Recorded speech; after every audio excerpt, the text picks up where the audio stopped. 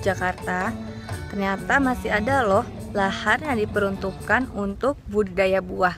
Salah satunya adalah kebun salak condet Jakarta Timur yang menghasilkan salak condet sebagai komoditas utama. Sekarang saya sudah berada di kebun salak condet. Langsung aja yuk kita keliling-keliling kebun salaknya. Tadi saya sudah masuk dari depan menuju ke sini. Dengan jalan setapak ini, saya hanya tinggal menelusuri jalan setapak ini.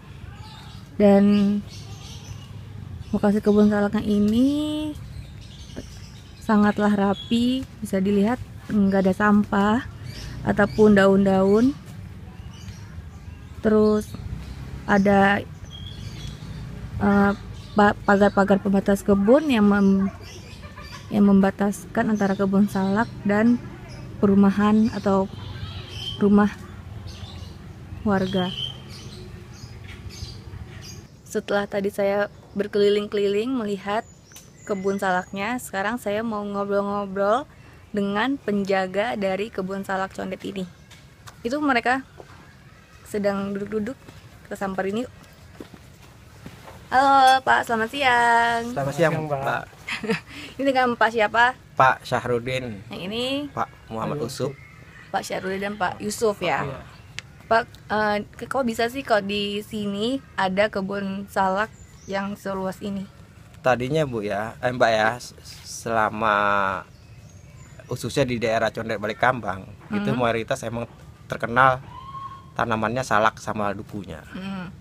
Khususnya di daerah Condet Balikambang. Terus? Karena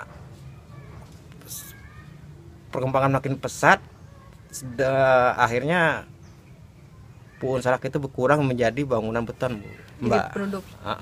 Penduduk karena banyak penduduk, ya? Campuran, pendatang. Akhirnya terjadilah globalisasi pembangunan di mana-mana ya. Dengan itu, sedangkan dari pihak Pemda melihat karena jangan sampai di Condet, khususnya di Balikambang itu musnah. Ya.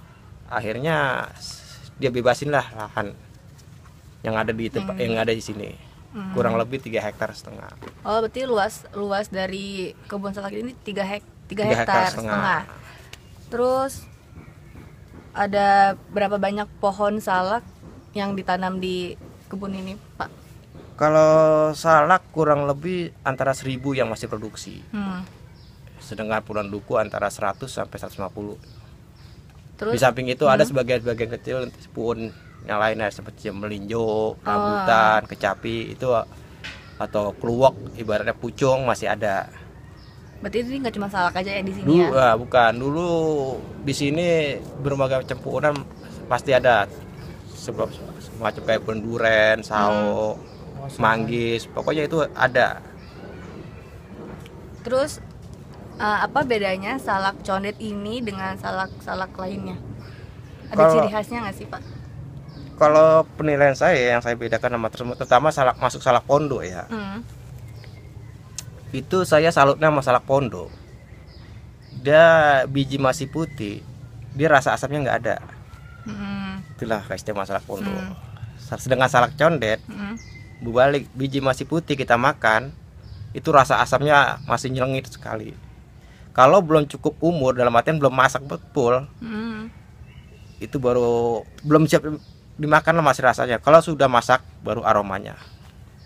Jadi dalam artian dipetiknya nggak tunggu sampai dia kadar kematangannya. Tadi Bapak bilang kan salak condet ini ada berbagai macam rasa ya tadi. Nah itulah yang saya bilang Mbak ya. Keistimewaan salak condet itu mempunyai, setelah diteliti dari pihak Pemda, pihak pertanian umumnya diteliti mempunyai kualitas 7 rasa. 7 rasa itu ya. Rasa apa aja tuh? Manis? Ya manis, asam-asam ada, rasa yang sepet gitu-gitu. Ada. Bapak bekerja di sini sudah berapa tahun nih Pak? Saya Yusuf dengan Pak Usuf kurang lebih antara 3 tahun. Terus yang menjaga kebun salak ini ada berapa orang sih Pak? Dengan Pak yang ada pekerja di sini kurang lebih ada 6 orang. Ada 6. 1 cleaning service, 1 keamanan, 4 pemeliharaan. Alhamdulillah Pemda juga nggak semena-mena, dalam artian semena dia membayar tanangkong saya atau peninggalan orang tua saya dibebasin. Dalam artian nggak menendang saya begitu aja. Keduanya juga saya bangganya dalam artian jangan sampai hilang salak duku condetnya. Jadi kalau tidak dibebas sama Pemda kurang lebih antara 11 sampai 12 tahun yang lalu, barangkali generasi yang akan datang hanya mengenal dulu di Balai Kambang terkenal salak condetnya. Sedangkan gitu ya, itunya nggak ada. Sekarang saya mau mencoba salak condet langsung dari pohonnya. Kita coba ya.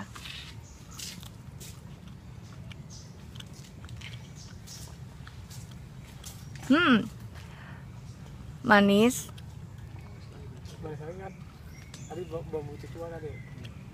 Dan ukurannya lumayan besar sih.